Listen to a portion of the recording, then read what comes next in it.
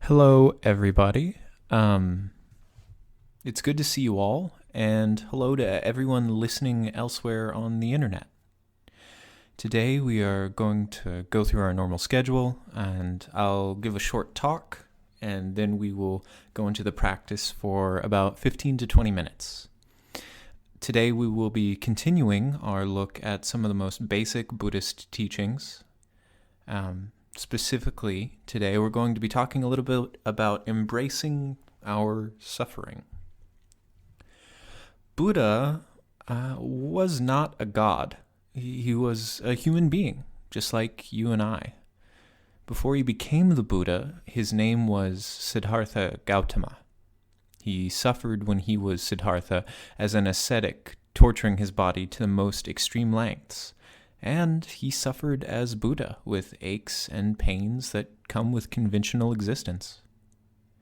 He wandered for many years after his enlightenment experience, his practice continuously evolving, and his teachings getting deeper and wider. We can see this in the beginning. He's teaching a lot of ethics and just establishing a basis, while later on in his life, he's talking about the Prajnaparamita Sutra and some of his more esoteric and complex teachings.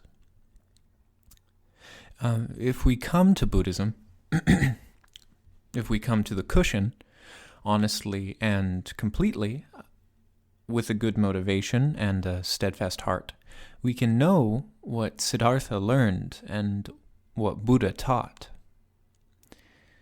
This is that because there is suffering in our hearts, that it is possible to enter the Buddha's heart. As the suffering of the world is infinite, the compassion of the Buddhas and Bodhisattvas is infinite. Buddha said that because the world is sick, I am sick. Because people suffer, I suffer. You know, I think we all come to Buddhism for various reasons, but I think that we all find solace in it. We all find solace in the heart of what the Buddha taught, that just because you are unhappy, just because you have inner turmoil or suffering, doesn't mean that you can't approach the practice of Buddhism honestly and wholly in the hopes that you can touch into that pain and that suffering and understand it more fully. I know when I first came to Buddhism, I wouldn't have considered myself a good person, and I wouldn't have considered myself compassionate or insightful or any of these things, but through practicing what the Buddha is teaching and understanding my suffering on a deeper and more fundamental level, I was able to cultivate things to help me grow and be the best version of myself that I could be. I think that understanding our suffering and the suffering of those around us is almost key to entering the compassion of the Buddhas and Bodhisattvas. Our practice of meditation is a daily reminder of this, I think, that we can come to the cushion and have the worst sit in the world, but it is still worth doing. And in my experience, those sits that seem to be the worst are the most necessary. In those moments, we're taking the true effort needed to transform our suffering and applying it right then and there with the breath or with our meditative object of choice. For 45 years, the Buddha over and over again said that I teach only suffering and the transformation of suffering. When in our practice we choose to recognize and acknowledge our own and others' suffering for exactly what it is, we can know the suffering of Buddha. We can touch into the Buddha that already exists within us. We can see that to dwell in the heart of Siddhartha Gautama, the Buddha, is to see a path to lasting transformation, to peace, to joy, and maybe even liberation. Suffering is the means the Buddha used to liberate himself. That, along with insight and wisdom, that comes from that suffering. And it is also the means by which we can be freed and liberated from our own suffering. The ocean of suffering is immense. The cycle of samsara is endless. It is filled not only with the memories, experiences, and pains of this life, but of our countless reverberations through space and time as this substrate consciousness. Our suffering may be immense. You may have had loved ones who have died, experienced war, deep states of psychosis, done awful things, or may have felt the pain of true loneliness, even in a crowd. But you don't have to wait until you have no more suffering before you allow yourself to be happy and begin to transform this suffering, one act and one moment at a time. Don't scoff at your suffering. Do not run from it. Do not judge it as evil or bad. That won't help it at all. Open your heart to it. Sit with it and embrace it. Cherish it as you would a dear friend and know it through and through. Know the Buddha within and without you. Sit with them and show them your pain, and know that you are in the refuge and heart of the Buddha. On and off the cushion, we are shown how to embrace our suffering. If we would only take the moment to. We are shown how through loving kindness, compassion, and wisdom our capacity to heal and grow is infinitely deep, and that it all starts right here, right now, on the cushion or in your home. Buddha called suffering a holy truth and a supreme teacher, because our suffering shows us a path to freedom and to liberation from this endless cycle. Embrace your suffering. Know your suffering. Recognize it through and through. And by this, infinite forgiveness, wisdom, and freedom is possible. It is offered freely and is directly at our feet. Now, let's go into the practice period for 15 minutes. There will be a chime when that time is up, followed by a short statement. So, relax into the body. Let the awareness settle, and allow all things to come and go neutrally. Equally attend to all things. Give equal preference to all things. Let thoughts come and go. Let sensations arise and fall. When you wander, return. And when you return, refocus to a level, neutral, plane of non-doing and non-judgment. Let us begin.